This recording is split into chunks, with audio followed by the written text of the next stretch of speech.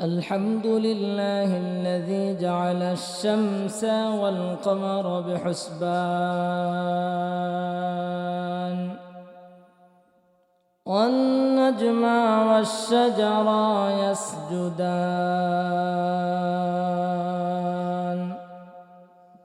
وفضل زمانا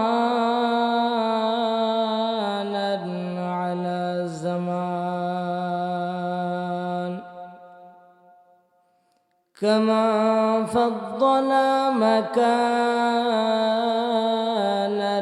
على مكان وإنسانا على إنسان ونشهد أن لا إله إلا الله وحده لا شريك له ونشهد أن سيدنا وسندنا وحبيبنا وحبيب ربنا وطبيب قلوبنا ومولانا محمدا عبده ورسوله صلى الله تعالى عليه وعلى آله وأصحابه وبارك وسلم تسليما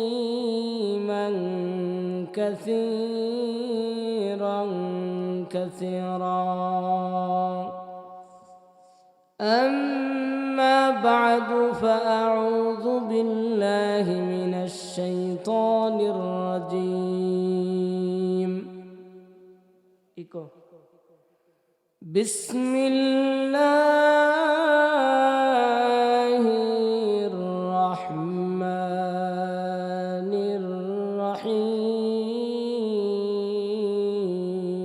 الرحيم ولقد ذرأنا لجهنم كثيرا من الجن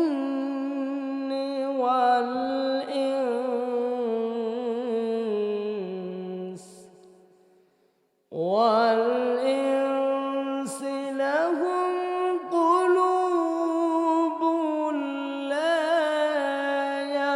يفقهون بها ولهم أعين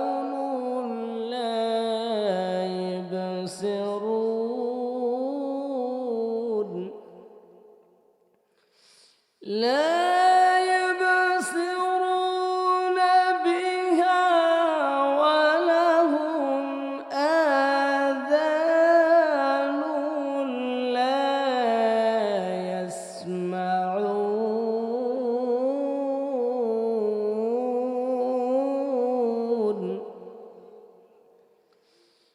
لا يسمعون بها أولئك كالأنعام بل هم أضل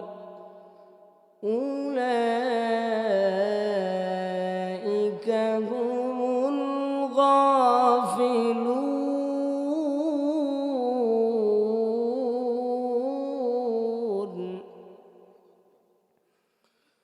صدق الله مولانا العظيم وصدق رسوله النبي الكريم ونحن على ذلك من الشاهدين والشاكرين والذاكرين والحمد لله رب العالمين সকলে জবান খুলে মোহাব্বতে পড়ি আল্লাহুম্মা সাল্লি আলা মুহাম্মাদিন ওয়া আলা আলি মুহাম্মাদ كما صليت على إبراهيم وعلى آل إبراهيم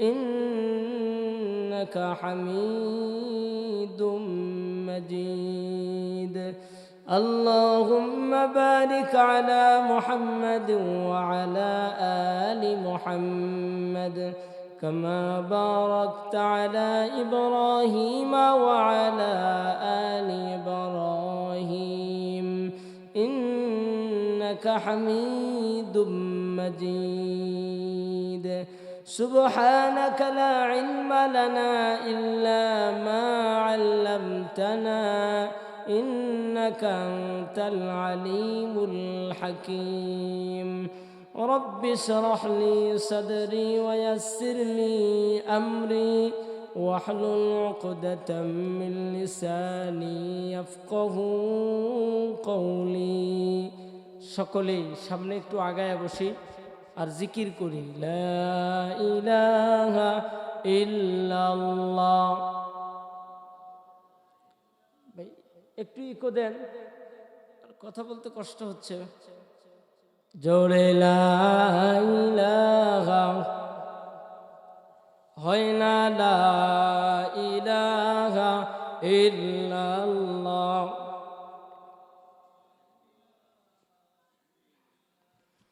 লা ইলাহা ইল্লাল্লাহ লা ইলাহা ইল্লাল্লাহ লা ইলাহা ইল্লাল্লাহ মুহাম্মাদুর রাসূলুল্লাহ সাল্লাল্লাহু আলাইহি ওয়া আলিহি ওয়াসাল্লাম। বলেন না মনে হয় মন খারাপ করেছেন? এরে মুসলমান, কেমন মুসলমান? আমার আল্লাহর জন্য দয়া হয় না, মায়া হয় না। নামাজ টুকিটাকি পড়ি, কিন্তু আল্লাহর জন্য করি না, পড়ি না।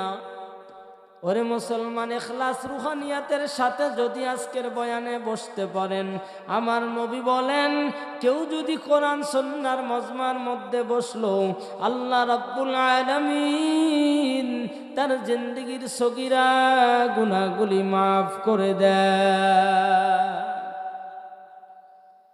ওরে মুসলমান দুনিয়াদার, এই দুনিয়া জীবন থাকার জায়গা না। এই দুনিয়া ছেড়ে এমন একদিন সময় গুনিয়ে আসবে, খালি হাতে বিদায় নিয়ে মসজিদের পালকিতে চড়ে বিদায় হতে হবে। কিন্তু দুনিয়ার মানুষ দুনিয়ার পাগল হওয়ার কারণে আল্লাহর মহাব্বত আর রসুলের মহাব্বত যদি কলিজার মধ্যে থাকতো, এত সুন্দর আয়োজন করেছে আল্লাহর বান্দা কোরআন সুন্নাহর মজলিসে বসলেন না। প্রতিদিন হয় না, এক বছর পরে পরে হয়।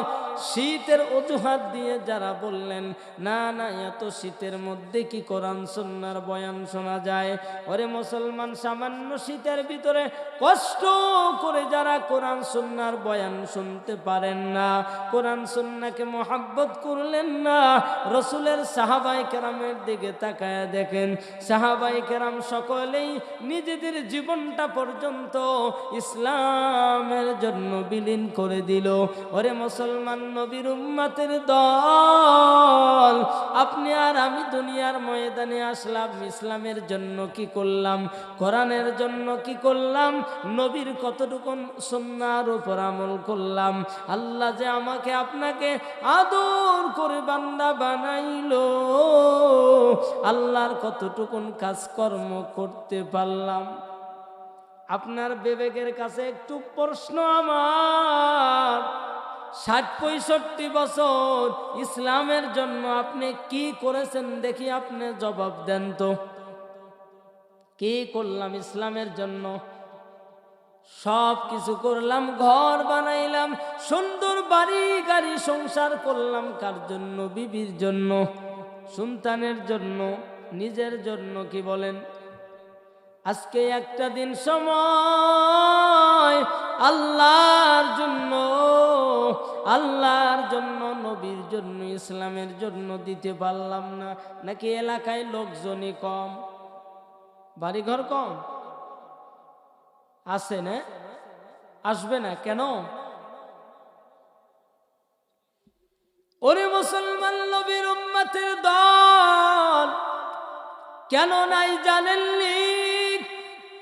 কারণ আল্লাহর ভালোবাসা নাই।